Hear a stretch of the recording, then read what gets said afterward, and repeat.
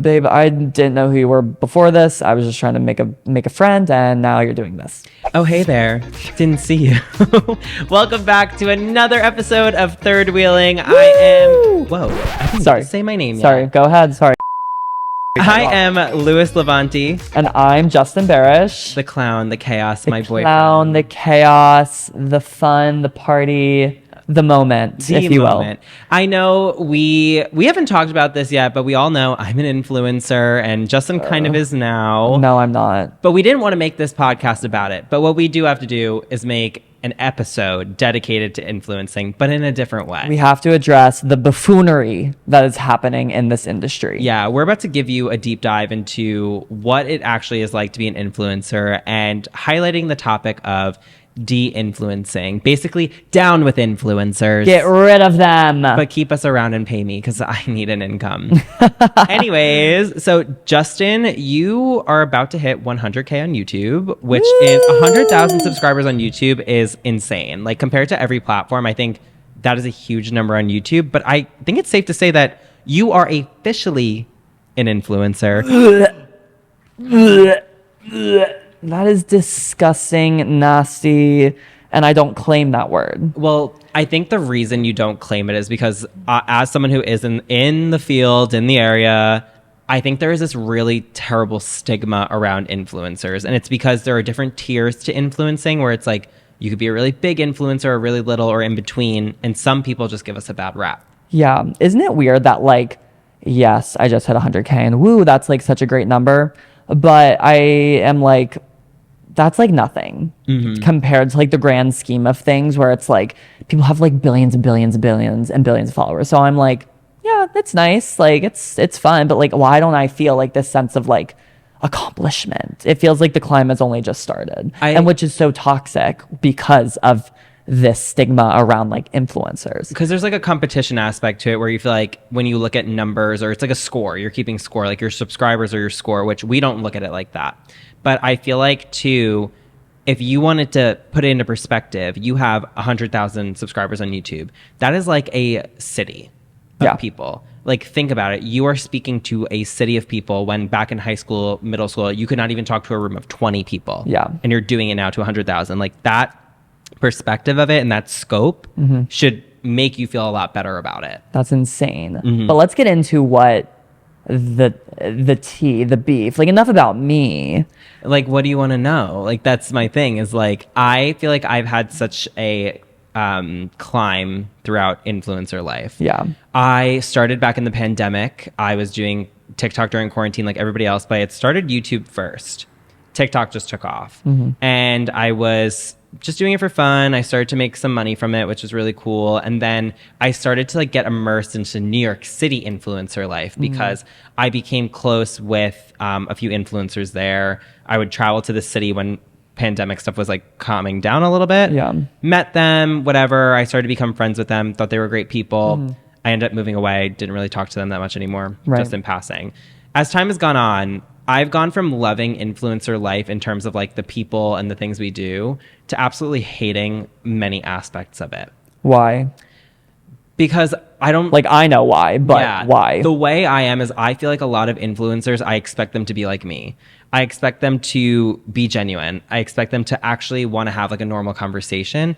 I expect them to be able to hold a conversation. Isn't that shocking that like you constantly talk to millions of people every single day, but up front in person, nothing? Yeah. And it's also... And that's not for every influencer. That is just like that we're talking to like the rare and far in between of like people who we see like occasionally. Yeah. There's large groups of people that piss me off, but then there are small pockets of those groups where I'm like, we've met some really great people. Of course. I think it's because the numbers really cloud people's perception of life. Yeah. Where they're like, I have 1 million followers, I'm basically a celebrity. And I'm like, you're not a celebrity. You're someone who's on the internet, like any other old YouTuber who has done it.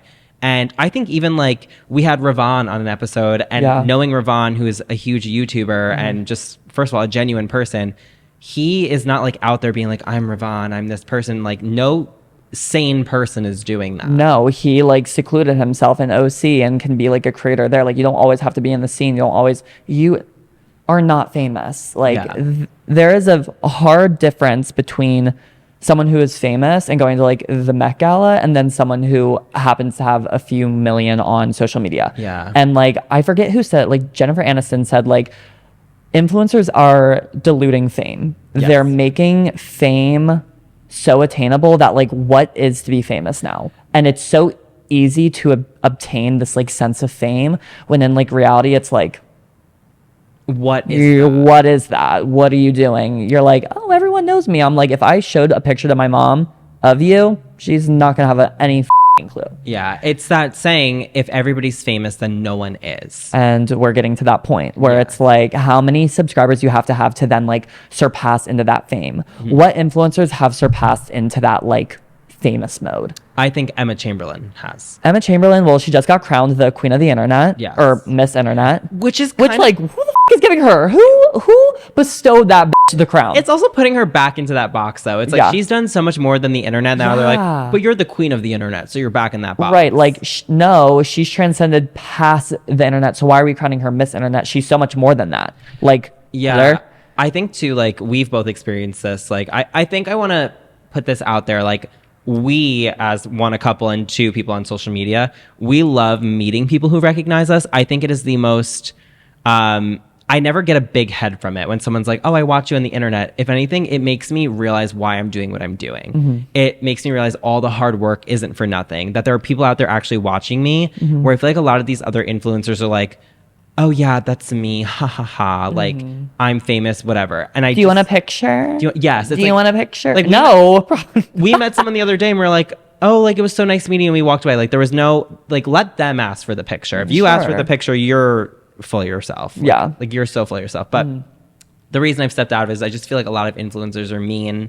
I feel like there is just like personas online versus personas offline, and I'm sick of setting myself up for failure. Another shocking thing, and I think we talked about it with Ravon, is like having this persona online and it being like transferable offline. And it's like these people who you're like getting to know through like the social media world, it's like, is that who they are actually, or is this who they want to be perceived as? And then in person, they're not that. And like Ravon like made like a really good point. He's like, it's my personality but enhanced. He's like, I'm not that all the time, which makes so much sense. I'm not screaming constantly, because like a lot of my content is very like, what are you, right? Like, you Literally the kid from Wild Thornberrys. I feel like literally I'm always screaming. Like, let's make a bit where I'm just like constantly screaming. Like, cut everything together. It's just me screaming. But it's like that. It's like what he said, though, is like a lot of the people, I think a big thing for me on the internet is a lot of the people you hear, you're like, oh, I heard that person is a terrible person.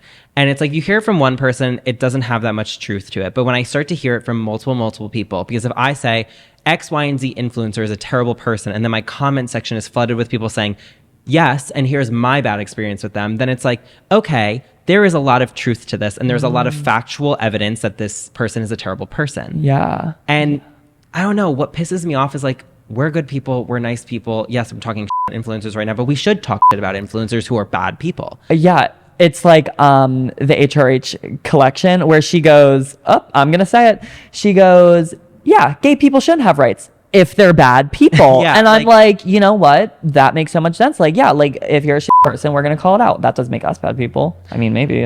Who's to say? At the end of the day, there are people out there making millions upon millions of dollars, posting videos like we are, but they're in reality not good people. Yeah. And it's just like, again, though, that isn't that how all rich people are? It's like the richest people in our country who are making all these terrible decisions for everybody like us are bad people. Yeah.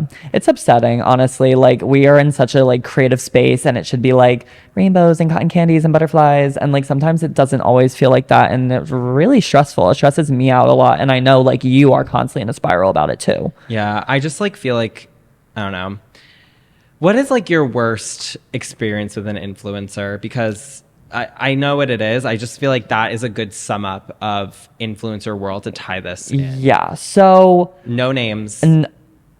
Really? Do you want me to tell it without names? No. I'm going to tell it without names. Don't worry. But I think I have like a really interesting perspective on it, just because I started as your plus one. Like, I went to things as a plus one, which I'm the best plus one ever. So it's that housewife mentality. You get to do everything for free. Period. Like, I'm going and I'll show up and have a good time. Like, and I didn't have an issue with it. What I had an issue with it was like other people making me feel like nothing, like I didn't exist. Which like I'm like, okay, I'm here too. Like what? Just because I'm not in this space, like doesn't mean you don't have to be like an ass to me. Yeah. And like this one person was like trying to relate to my life so hard, where it was like so cringy, and I'm like, you're like, we're two different on two different pages. But Yeah. they were basically like, they asked how my week was, and I'm like, oh good, like, you know, I had a hectic week at work, like not 80 hours, but like 50 hours plus, like going at it, you know, long days in the office.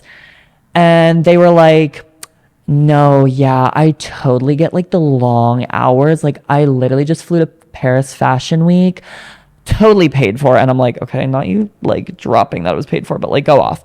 And she's like, yeah, Oh God, not she. Whatever, who cares?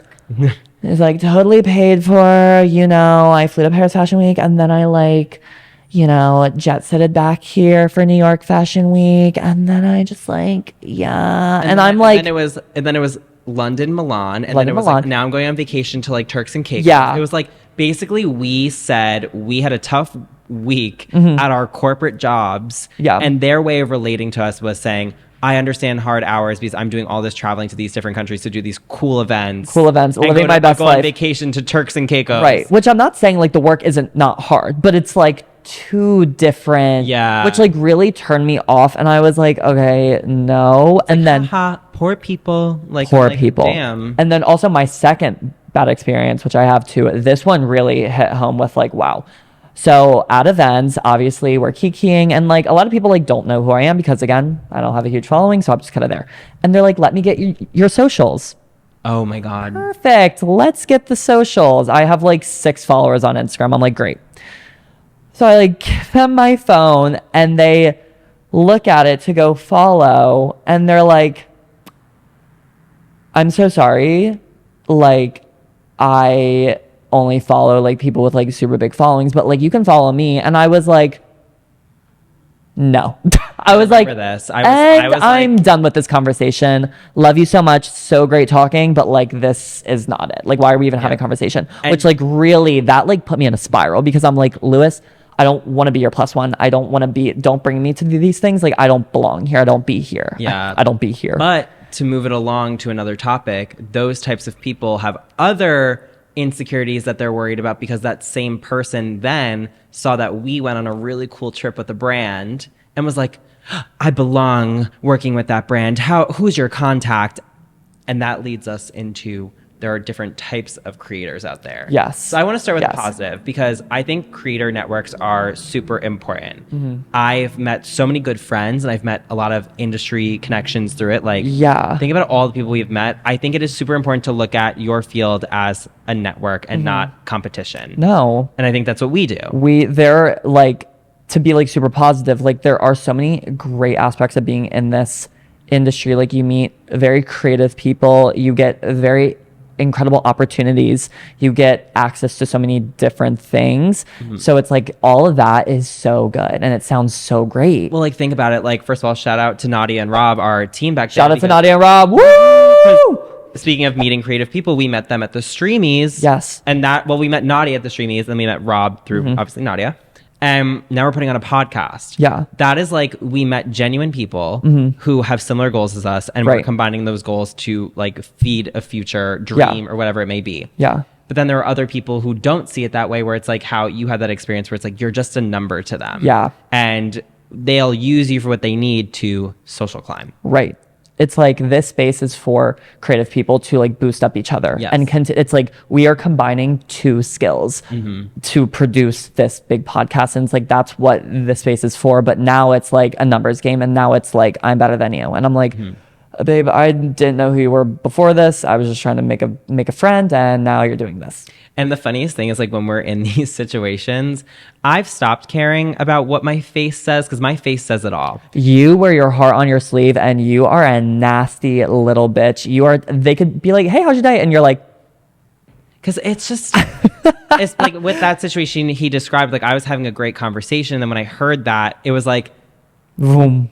I was like, really? Like, Yeah. I don't want to do this. And it sounds like we're like hating on people or whatever, but I think there's just like this surface level that everybody sees about influencing. And I don't know, being in it, like, if you're, like we said, if you're a bad person, you're a bad person. If you're a good person, you're a good person. So I don't ever want this to come across like we're just hating on people, because We're not. We're just detailing experiences that are negative experiences. Yeah. And I think our goal, we've always talked about this, is we never want to go out into like a public space or anything and let someone else have a negative experience with us. No. Because no. we are positive people. Yeah. We are happy people. You may catch us on a bad day, but even on that bad day, Right. we Yeah. don't want it to be bad No. for you. Exactly. Like, I treat people the way you want to be treated. Yeah. You know? That little gay saying. Yeah. Now we're like in completely different niches of content. Yes. Like you're in like vlog style. I used to be in like pop culture celebrity, and now I'm like Yes. doing a little bit of everything. Yes, you do like very like you're like reporter extraordinaire, like pop culture, everything that is like your bread and butter, and now you're trying to do like more like vlog stuff, all that, and then like I do like reaction, very low live content. I'm kind of lazy. I do like reactions, commentary, vlogging, that kind of gist. Very two different worlds, but we come together. Is that what you wanted to do? Like, is that what you want to do? I want to say wanted because you like fell into this, but like, Yeah. is that what you want to do? Or are you always trying to like pursue something else? Like social media wise? In social media, like, so your niche is like vloggy comedy. Like, Yeah. Is that what you're doing right now? Is that like definitely what you want to always do? No, I don't think so. I think I definitely want to like branch out and do it all. Like, I don't think I want to be like a niche. Like, Yeah. I think, yeah, I'm open to whatever. This is like a job interview. I'm like, I can do it all. I Yeah. can do it all. Hire me. I'm there. I'm doing it. That's kind of like what I'm doing now, because I feel like my content when I first started, for those who have followed me for a long time, I did celebrity roasts. I did celebrity, just like general videos about celebrity topics. And then I also did like nostalgia. Yeah. But it all encompassed a green screen. So I felt like nobody was really tuning in for me. They were tuning in for what I was putting on the screen and saying at times. But at the same time, it was like, I want people to tune in for me and for me to make an impact. So I feel like I've since starting have changed so much, where like now I am doing reporting at Yeah. press junkets and reviews. Yeah. I'm doing vlog style. I'm doing all that stuff. And I feel like a lot of people are worried that they'll get pigeonholed in a niche. I think social media should be used as like a resume almost. Like, if you only want to do social media, that's like great, that's perfect. But like, I know me, I want to use it to like further my career. Yeah. Like, I want to use it. Like, you are literally on red carpets now, hosting. You're on a podcast. You're literally hosting a podcast. Like, that is like great skills to have, to like be a host and be able to like go out and interview and like be very knowledgeable on pop culture. Like, if you have a skill that can transfer outside of like socials, then it's like, period. Yeah. You had an unpopular opinion on something. Oh God. Do you think people should aspire to be an influencer? Like little kids, I'm in first grade, like, what do you want to be when you grow up? And they're like, an influencer. Yeah. No. Like, I think it is a great creative outlet, and if it turns into something full-time, amazing. That is like so great, perfect. But it's like, I don't know. Yeah, I don't know. touchy. It's so touchy, because it's like, this is our work, but it's like we also work outside of this. Yeah. And I think I'm biased because I like developing my professional career as well as also having like this creative side. Yeah. I think there should. I think I don't know. I don't know. My answer to this would be, we met this really great couple in Australia. I'm talking about Australia again. Oh, here we go. It's your personality. It did change us a lot, though. Like, we met this really great couple, Christine and Kirsty. We love them. Obsessed. They travel the world, and basically they go to resorts. They do airplanes, all that stuff. They work with all these different brands and travel boards to make it safer and more inclusive for LGBTQ plus Yes. people around the world. Yes. So my thing is like, aspire to make a change. And if that change, if you need social media to make that change, then yes, you might be an influencer, but your desire was to help make a change in the world through videos, through yourself and your personality. Actually, I think I have a better answer. Can I go back? Yes, rebuttal. Can I rewind? Bring Okay. it. Perfect.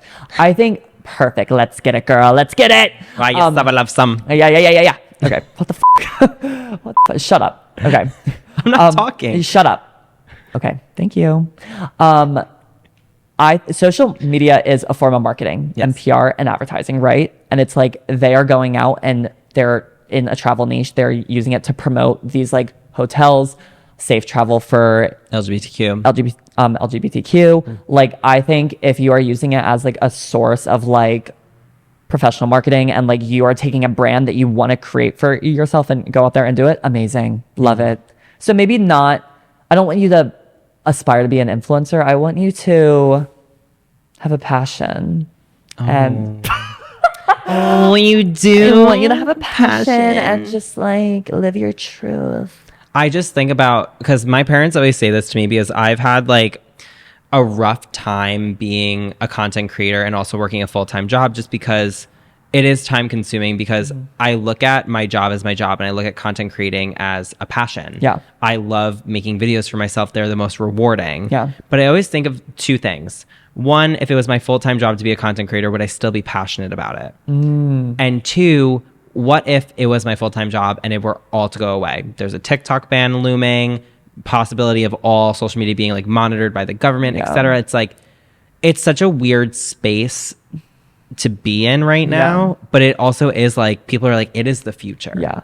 And that opens up another conversation that I definitely want to talk about. If influencing were to go away, what jobs would these popular influencers have? Oh, it's so funny you bring that up. Oh my God. It's like like we have a game planned or something. It's like we like planned this. So we have a game called the De-Influencing Game for those watching on YouTube. De-influencing the influencers. That was my like, let's get ready to rumble. Was that good? Oh my God. Anyways, so for those watching on YouTube, you can see we have a new hat. It's a red hat. For those listening elsewhere, we have a red hat with names in it, again, similar to our Pride Month game. We're going to pick them out. It'll have an influencer's name, and we will say what that person would do if they were not an influencer. Perfect. So I shall go You first. go first. We'll do a few. Mr. Beast. Mr. Beast. I think Mr. Beast would